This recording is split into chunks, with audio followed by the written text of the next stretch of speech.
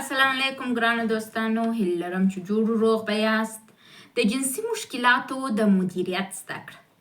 راځئ نن د جنسي مشکلاتو د مدیریت زده کوو چې څنګه کولی شو خپل جنسي مشکلات مدیریت کو. ستاسو جنسي د مشکلاتو د مدیریت لپاره ما نن 8 لارې راوستلې چې هغه 8 لارې که تاسو عملي کوئ تاسو کولی شئ په ښه توګه په ښه طریقه سره ښه جنسي رابطه ولرئ. خو مخکې له دې نه چې د جنسي رابطې د مدیریت و زده کړې ته ولاړ سو، ځینې مسایل د جنسي رابطې اړوند زه تاسو ته وایم چې هغه ډېر مهم دي. دا به ستاسو ذهن دې ته جوړ کړي تر څو تاسو خپل د جنسي رابطه په ښه توګه مدیریت کړئ. راځو وایم نارینه او ښځې و جنسي مسایلو ته جلا جلا دیدونه لري، جلا جلا فکرونه ورته لري. وایي دا نارینه او ښځې جلا جلا جنسي ناروغیانې هم لري. عموما جنسي مشکلات په نارینو کې ډېر مشهوره دي. یو د نعوظ یا شخوالی مشکل دی، یو ژر انزال دی او یو انزال ته نه رسېدل دي. او بل یو مشکل چې په ښځو کې ډېر دی هغه د احساس مشکل دی. ښځه احساس نه لري و جنسي رابطې ته، جسمي مشکلات لري او یا هم انزال ته نه رسېږي. دا مشکلات په نارینه او په ښځو کې ډېر مشهوره دي. راځو وایي هغه مسایل چې جنسي رابطه تر تاثیر لاندې نیسي. هغه کوم مسایل دي چې جنسي رابطه تر تاثیر لاندې نیسي؟ یو بیولوژیک عوامل دي چې تاسو په فزیکي توګه په بدن کې ناجوړي لرئ، یو رواني مشکلات او یو هم وضعیتي دي. بعض وخت په داسې یو وضعیت کې یې چې رواني حالت دې نه یې سم، یا هم مثلا مشکلات لري، نه سئ کولی ښه رابطه برقرار کړي، لیکن نور وختونه یې بیا نیسي. او ځینې بیا رواني هم سمېدلی سي، او ځینې بیا بیولوژیکي یعنې فزیکي هغه هم په دوا او په عملیات باندې جوړیږي. راځو وایي د جنسي اشتها علت. بعضې ډېر خلک نارینه او ښځې په دنیا کې په دا پسې ګرځي چې کومه غذا وخورم چې جنسي اشتها مې ډېره سي، یا هم کوم کریم استفاده کوم چې جنسي اشتها مې ډېره سي. دا په دې دپاره چې ستاسو جنسي اشتها ډېره سي په دا دنیا کې هېڅ داسې دوا تر اوسه پورې نه ده کشف سوې. لیکن تاسو د دې دپاره چې ستاسو جنسي اشتها ډېره سي ځینې لارښوونې موږ تاسو ته کوو.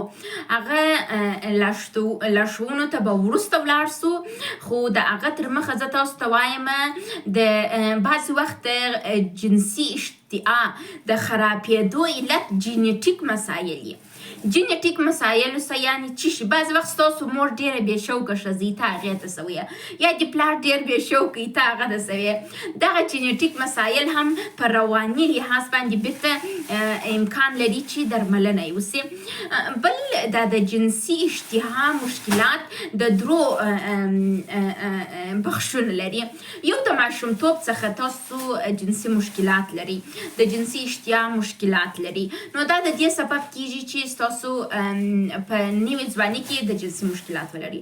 او یا هم په نوي ځواني کې تاسو په کوچنیوالي کې جنسي مشکلات نه دي لیدلي، په نوي ځواني کې مو جنسي مشکلات ولیدل، هغه د دې سبب کیږي چې په حال کې ستاسو اشتها در متضرره کړي. او یو هم په مشرتوب کې، یعنې تاسو په ماشومتوب کې غلطه جنسي باورونه درلودل، یا مو په نوي ځواني کې غلط جنسي باورونه درلودل، په مشرتوب کې هم دغه سره میکس وله، یو ډول نه یو ډول یې ستاسو جنسي اشتها تر سوال لاندې راوستل. اوس راځو وایي د نارینو او د ښځو دید و جنسي مشکلاتو ته فرق لري. نه ګورئ وایي یو شی ډېر مهم دی، مواد مخدر. مواد مخدر هغه که چرس وي، که تریاک وي، که شیشه وي، که الکول وي، ټوله یو رقم دي. بعض انسانان یې د دې لپاره استفاده کوي، وایي ولا زه چې لږ ډرینک وکړم عجب په ښه جنسي رابطه نیولی سم، یا مثلا وایي لږ چرس ووهم بیا ښه جنسي رابطه نیولی سم. دغه باورونه غلط دي. مخدره مواد هغه که الکول دي که نور مواد دي د دې سبب کېږي چې په دایمي ډول سره ستاسو د جنسي رابطې د خرابوالي حتی په نارینو کې نعوظ یا شخوالی د منځه یوسي، او ښځې که سره کې بیا انزال ته نه رسېږي. یعنې دومره خطرناکه کېدلی سي. راځو وایي جنسي اشتیا د ډېرولو دپاره باید څه چم وکړو. داسې یو دوا نسته، داسې یو غذا نسته چې وخورو چې جنسي اشتیا مو ډېره سي. حل لارې چې شته، حل لارې دا ده چې تاسو کوشش وکړئ مخصوصا په ښځو کې خپل د ویټامینو چیکاپ وکړئ چې ستاسو کلسیم د بدن پوره دی که یا ستاسو ویټامین ډي پوره ده که یا ملټي ویټامین مو پوره دی، وینه مو پوره ده. که چیرې دا پوره نه وه نو د دا دپاره تاسو دوا وخورئ تر څو بدن مو طاقتور وي. کله چې ستاسو د بدن طاقتور او تاسو په مسلسل توګه درانه کارونه نه کوئ نو بیا تاسو کولی سئ چې ښه جنسي رابطه برقراره کړئ. راځو وایي ناعلاجه ناروغیو سره مبارزه کول.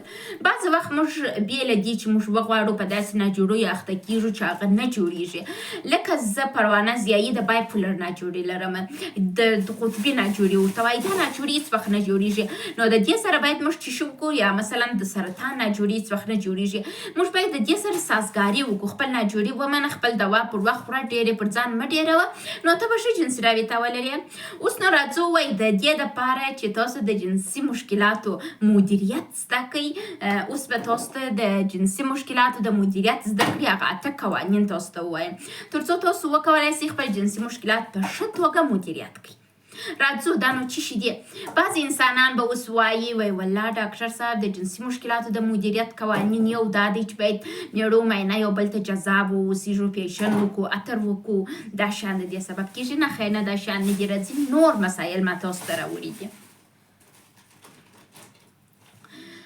د جنسي مشکلاتو د مدیریت زده کړې قوانین اول یې څه شي دی؟ د امنیت احساس. باید تاسو د امنیت احساس ولرئ. ته جنسي رابطه نیسې باید د دې ویره نه وي در سره چې ستا اولاد به راسي تاسو ته به وویني، مور و پلار به در غږ کړي. دغه ویرې باید نه وي. جنسي رابطه چې برقراره کوئ کوشش وکړئ چې په امن فضا کې وکړئ تر څو ستاسو ته د مور اولادونو یا د پلار د چا ویره نه وي در سره چې څوک به د غږ کړي یا څوک به د خونې مخ ته راسي. دوهم د راحت توب احساس. که تاسو غواړئ ښه جنسي رابطه ولرئ په داسې ځای کې برقرار کړئ چې تاسو راحت یاست. مثلا خپل چپرکټ باندې چپرکټ ښایسته کړئ، خونې ته نوي شیان راوړئ. کوشش وکړئ هغه ځای کې چې تاسو جنسي رابطه نیسئ هغه ښایسته کړئ. دریم نوښت او خطر منل. په جنسي رابطه کې یو شی چې ډېر تاسو په جنسي رابطه کې ماهر کوي هغه دا دی چې تاسو نوښتونه ولرئ په جنسي رابطه کې. او بل به خطر منئ. خطر منل یعنې څه؟ کله چې ته نوښت راولې، نوی شکل یا نوی ډیزاین د جنسي رابطې برقراره کېدای سي خطر ولري، یعنې ته ژر انزال سي یا هم کېدای سي ستا مېرمن انزال نه سي یا مشکل منځته راځي. دا خطر ومنه او کوشش وکړئ چې په جنسي رابطه کې نوښتونه ولرئ. څلورم چې شته وایي جنسي انګیزه. تاسو باید جنسي انګیزه ولرئ یو بل ته. د جنسي رابطې اړوند معلومات ولرئ، هم د نارینو اړوند هم د ښځو اړوند تر څو په دقیق توګه جنسي رابطې ته داخل سئ. پنځم شخصي حریم او صمیمیت. یو شی چې نارینه او ښځې کوي او د دې سبب کېږي چې د دوی جنسي رابطه خرابه سي هغه دا دی چې د نارینه او ښځه شخصي حریم نه کنټرول کوي. دوی وایي موږ میړو مینه ډېر ښه سره صمیمي یو نو موږ کولی سو هر رقم رویه یې وکړو یو د بل سره. ګورئ تاسو چې تشناب ته یو د بل سره تشناب ته ځئ، مثلا رفع حاجت کوئ یا تشې بولې کوئ یا ډکې بولې کوئ، په دغه رقم وضعیت کې باید ستاسو د ژوند ملګري تاسو سره نه وي در سره. نو که تاسو رفع حاجت کوئ د ژوند ملګري چې تاسو نه ویني یا ګرد عمر د ژوند د ملګري مخ ته په لڅ لباس کې یا په نامناسب لباس کې مه اوسېږئ. همیشه کوشش وکړئ په روابطو کې لکه یو رسمي کس ولاړ سئ. نو که تاسو په رسمیت کې واوسېږئ او بیا کله کله تاسو جنسي رابطه برقراروئ تاسو یو بل ته جذاب کېږئ، که نه هغه جذابیت مو د منځه ځي.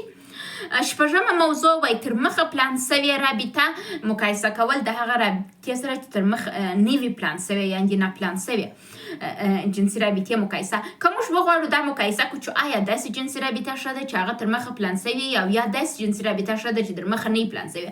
جواب یې دا دی چې د دوی دوو تر مابینځ مقایسه ښه کار نه دی او موږ مقایسه نه کوو، نه وایو چې دا سمه ده دا خرابه ده. که چیرې تاسو اولادونه لرئ یا په کور کې مور و پلار لرئ چې تاسو د هغو خیال ساتئ، تاسو کوشش وکړئ پلان سوې جنسي رابطه ولرئ. او که چیرې په کور کې موانع نه لرئ نو تاسو کولی سئ چې هر وخت مو زړه وغواړي جنسي رابطه برقراره کړئ. خو همیشه په یاد ولرئ کله تقسیم اوقات باندې پلان سوی جنسي رابطه ښه خوند کوي او بعضې وخت بې پلانه جنسي رابطه ښه خوند کوي. هغه ستاسو په انتخاب پورې اړه لري. اووم موضوع وایي تقسیم سوي فعالیتونه. یو شی چې زموږ جنسي رابطه ډېره خرابوي هغه دا دی چې موږ ژوند ته تقسیم اوقات نه لرو. که تاسو ژوند ته تقسیم اوقات نه لرئ نو ستاسو جنسي رابطه خرابېږي. خو که تاسو ژوند ته تقسیم اوقات ولرئ او خپل په ژوند کې آګاه واوسېږئ، مثلا دا وهمونه نه در سره ولا په پلانکي مې پور باندې دی، دا کار مې نه دی کړی، کار مې داسې دی، په تشویشو سره راځي جنسي رابطه ته، هغه جنسي رابطه خرابه سي او ګډوډه سي. کوشش وکړئ چې په جنسي رابطې کې په آرامش سره و جنسي رابطې ته راسئ تر څو نور څه مو په ذهن کې نه وي. او اتم د جنسي مشکلاتو د مدیریت اتم قانون دا دی، وایي له ویرې او اضطراب ویره مه لرئ. ګوره بعضې وخت موږ ویرې لرو، اضطراب یعنې د آیندې څخه وهمونه. د خپل رواني وهمونه یوه قرار ته پرېږدئ، خپل دوا منظمه وخورئ، خپل ځان ته رسیدګي وکړئ، د ژوند ملګري ته رسیدګي وکړئ او ښه جنسي رابطه برقراره کړئ. راځئ نن تاسو ته یو کورنی کار هم در کوم. کورنی کار دا دی چې تاسو د خیالي جنسي رابطې او د حقیقي جنسي رابطې تر مابین فرق زده کړئ. هغه جنسي رابطه چې تاسو یې په فلمونو کې یا په سکسي فلمونو کې ګورئ هغه هېڅ وخت حقیقي جنسي رابطه نه ده، بلکې دا ټول خیالي دي. د دوا په توسط دوی دوا خوري، بیا د دوی وخت ډېرېږي. جنسي رابطه د دوو دقیقو د یوې دقیقې څخه تر دوو دقیقو پورې یعنې امکان لري چې تاسو په نعوس کې واوسېږئ، تاسو ته ډېر ښه خوند درکړي. د هغه وروسته که جنسي رابطه تاسو ډېره د خلکو دا وینئ هغه غیر نورمال دي. وایي جنسي رابطه که 18 دقیقې دوام وکړي نو نورمال حالت لري، خو که د 18 دقیقې ډېر سي هغه پر ښځې بوج کېږي او غیر نورمال جنسي رابطه ده. هغه انسانان چې فکر کوي چې زه د جنسي یا مثلا زه د ژر انزال نه جوړې لرم، تاسو ته یو خبر دا درکوو چې که تاسو ژر انزال کېږئ که وروسته انزال کېږئ دا ستاسو په مېرمنې پورې هېڅ اړه نه لري. ستاسو مېرمنه د داخل د دخول څخه نه انزال کېږي، ستاسو مېرمنه په بیروني ساحه کې انزال ته رسېږي او هغه د دې د کلیتوریس ناحیه ده. تاسو په ګوګل کې سرچ وکړئ د کلیتوریس ناحیه وپېژنئ. هغه تاسو کولی شئ د لمس په توسط هم خپل مېرمن انزال ته ورسوئ. بعضې وخت تاسو انزال ته رسېږئ خو مېرمن مو نه رسېږي او بیا ستاسو تشویش احساس د ګناه کوئ چې ولا ما خوند واخیستی مېرمن مې همداسې پاتې سول. دغه تشویش د حل دپاره ښه لار دا ده چې تاسو بیا د لاس څخه کار واخلئ او خپل مېرمن انزال کړئ. مننه.